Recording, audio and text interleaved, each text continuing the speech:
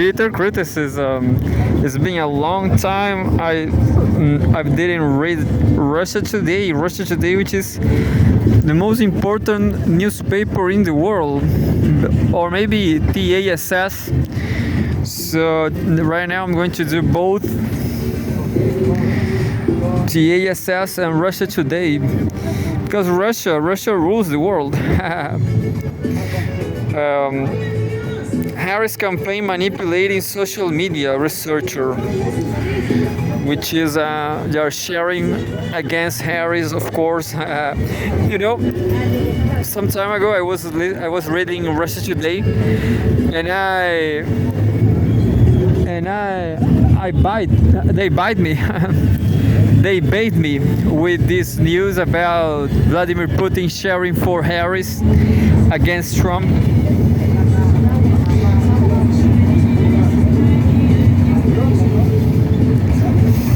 Looks like there's a Euromaidan in Georgia again, Georgia Maidan or something.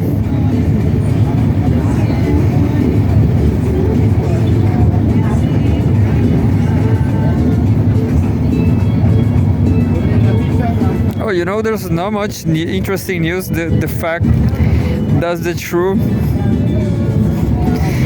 Oh, there's a news from Le Monde Diplomatique. Look.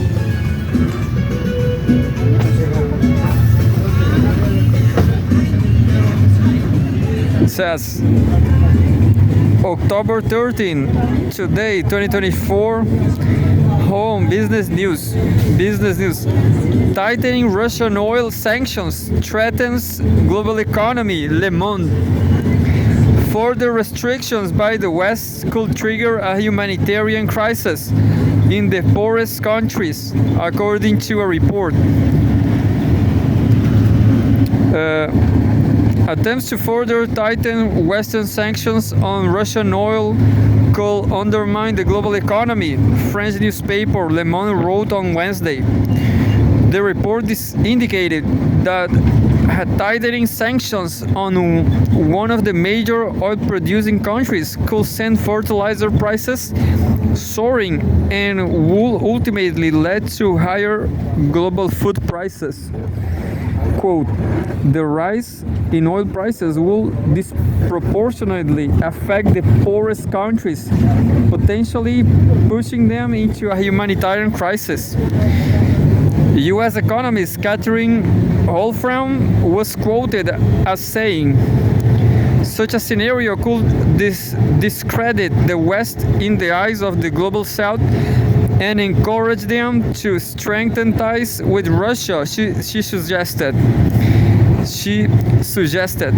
Meanwhile, the CEO of US-based Clearview Energy Partners, Kevin Book, told Le Monde that sanctions could have worked at a time when most companies specializing in oil transport insurance were located in the West. Quote, this is not the case today, he emphasized. Western governments have hit Russia with a barrage of sanctions over the Ukraine conflict. Among other measures, they have introduced a price cap along with an embargo on Russian seaborne oil in an attempt to hurt the country's economy, while at the same time keeping Russian crude flowing to global markets so as not to trigger price hikes. The measures were imposed in December 2022 and were followed in February 2023 by similar restrictions on exports of Russian petroleum products. They banned Western companies from providing insurance and other services for shipments of Russian crude unless the cargo is purchased at or below $60 per barrel, a level below the current market price. In response, Moscow banned Russian enterprises from complying with the cap and rerouted most of its energy exports to Asia, particularly India and China. Quote, while measures have long-term effects such as the ban on the export of spare parts that hinders the maintenance of military equipment, the opposite is true for oil, unquote. Le Monde wrote, suggesting that Moscow has been successful in sidestepping the restrictions while the price of the country's flagship Urals crude, had mostly remained above the Western price cap. Reuters calculations based on traders' data show that prices of October Urals crude oil were trading above $65 a barrel at Russian Baltic and Black Sea ports. In July, Russian crude traded at around $80 a barrel, according to a recent report by the independent economic think tank Institute for Energy and Finance Foundation, FIEF. Russia's energy revenues may reach record levels this year, buoyed by high export oil prices. Income from oil exports jumped by 63% in January-July this year compared to the same period in 2023, totaling 6.4 trillion rubles, $66 billion, the paper said. I'm going to try to find another one. It's pretty calm actually, there's not a huge news. Forbidden news for the free world.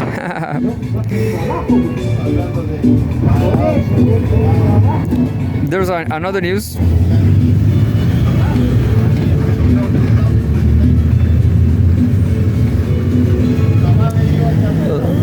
Long life for Russia. October 30, 2024. Home World News. A illegal NATO spy plot to arm Ukraine thwarted Hungary. Budapest has long refused to send weapons to Kiev. File photo. Barabas-Kazan border crossing between Ukraine and Hungary. Foreign intelligence services have attempted to organize a delivery of Hungarian weapons to Ukraine, but Budapest counterintelligence stopped them. Prime Minister Viktor Orban's chief of staff has claimed. Gergerly Gulyas revealed the illegal weapons deal at a press briefing on Wednesday in response to a question from the newspaper Magyar Nemzet. Quote, indeed, there were attempts to use the Hungarian military industry to send weapons to Ukraine, but our counterintelligence discovered and stopped them, Gulyas said.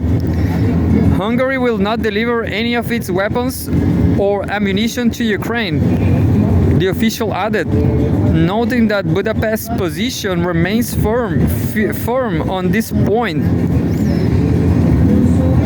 According to Magyar Nemzet, the intelligence agencies of both NATO member countries as well as some from outside the bloc tried to purchase weapons and ammunition manufactured in Hungary in order to supply combatants in both Ukraine and Africa.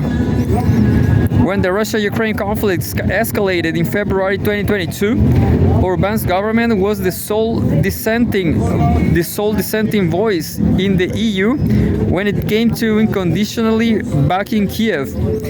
Within a month, Budapest banned the transit of Ukraine-bound weapons through Hungarian territory, as well as the export of locally made military merchandise to the conflict zone. Orban has repeatedly said that Hungary favors a ceasefire and peace talks, while opposing EU sanctions on Russian energy. His position was strengthened last year when Robert Fico's government came to power in neighboring Slovakia and reversed its predecessor's policy on Ukraine's aid. In recent weeks, Orban has criticized Vladimir Zelensky's so-called victory plan and argued that the EU needs to change its policy and back a peaceful settlement of the conflict. He has also accused some of the high-ranking EU officials of wanting, quote, regime change in Budapest and his replacement with a, quote, Jowl government that will suit the bidding of Brussels.